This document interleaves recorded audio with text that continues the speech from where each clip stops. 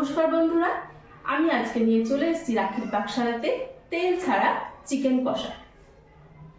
আমি গ্যাসে একটা কড়াই বসিয়ে নিয়েছি, তাতে দুটো তেজপাতা, 1 ইঞ্চি মতো একটা দারচিনি আর একটা এলাচ, এটাকে আমি একটু আগে ভেজে নেব।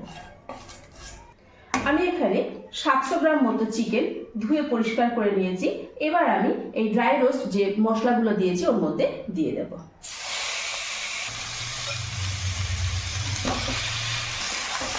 মাংসটাকে একটু নেড়ে নেব।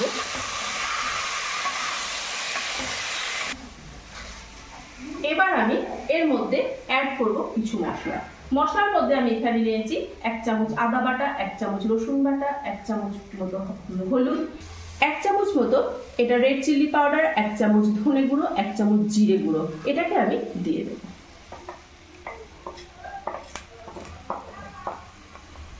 একটু নাড়াচাড়া করে নেব ভালো করে। আর অবশ্যই কিন্তু এই সময় গ্যাসটাকে মিডিয়াম টু লো ফ্লেমে রাখতে হবে। মাংসের সঙ্গে মশলা পুরোপুরি মাখানো হয়ে গেছে। এবার আমি গ্যাসের ফ্লেমটাকে একদম হাই করে দিয়ে এর মধ্যে আমি 2টো মিডিয়াম সাইজের পেঁয়াজ নিয়েছি, 3টে কাঁচা লঙ্কা নিয়েছি। আপনারা যদি বেশি লঙ্কা পছন্দ করেন লঙ্কা একটু বেশি দিয়ে দেবেন। আর একটু ভালো করে নাড়াচাড়া করে নেব।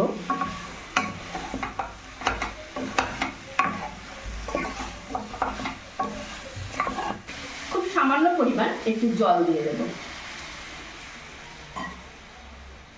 এই রেসিপিটা করতে গেলে যদি ননস্টিক কড়াই হয় তাহলে কিন্তু খুবই ভালো হয়। নর্মাল কড়াইও হবে, লোহার কড়াই, কিন্তু ননস্টিক হলে ভালো হয়। ভালো করে আমি পেঁয়াজ লঙ্কা সমস্ত মশলা দিয়ে মাখিয়ে নিয়েছি।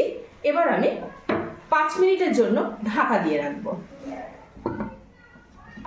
এই অবস্থায় গ্যাসের ফ্লেমটাকে কিন্তু মিডিয়াম আঁচে রাখতে হবে। 5 মিনিট পর আমি ঢাকনাটা সরিয়ে দিলাম। গ্যাসের ফ্লেমটাকে একটু জোরে করে দেবো, আর কি হাই ফ্লেমে রাখবো, রেখে এটাকে নাড়তে থাকবো। কাঁচা পেঁয়াজ ছিল আর মাংস থেকে প্রচুর জল বার হয়েছে। এবার স্বাদ মতো লবণ দিয়ে দেবো। ভালো করে এটাকে আবার নাড়তে থাকবো।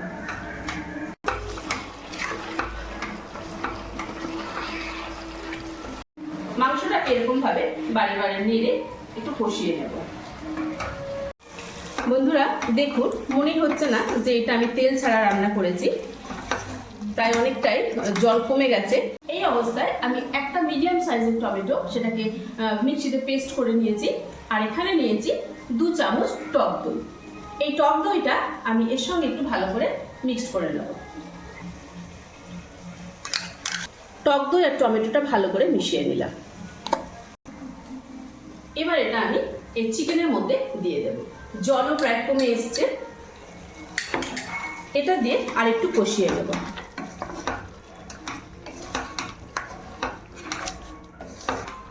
আর একটু আমি মিডিয়াম ফ্লেমে রেখে কষিয়ে নেব। বন্ধুরা এরকম ভাবে চিকেন বাড়িতে একদিন রান্না করে খেয়ে দেখবেন। আপনারা কিন্তু যদি কাউকে না বলে তাহলে কেউ বুঝতেই পারবে না যে এটা তেল ছাড়া রান্না হয়েছে। আর 15 থেকে 20 মিনিট আমি একটু এই ধিমা আঁচে বসিয়ে রাখলে, কিন্তু ঢাকা দিয়ে বসিয়ে রাখবো, আমার চিকেনটা পুরো রেডি হয়ে যাবে। খুবই সামান্য পরিমাণ এই খুন্তিটা ধুয়ে একটু জল দিয়ে দেব। ঢাকাটা সরিয়ে নিলাম। এবার দেখুন আমার তেল ছাড়া চিকেন কষা পুরো রেডি। এবার নামিয়ে নেব।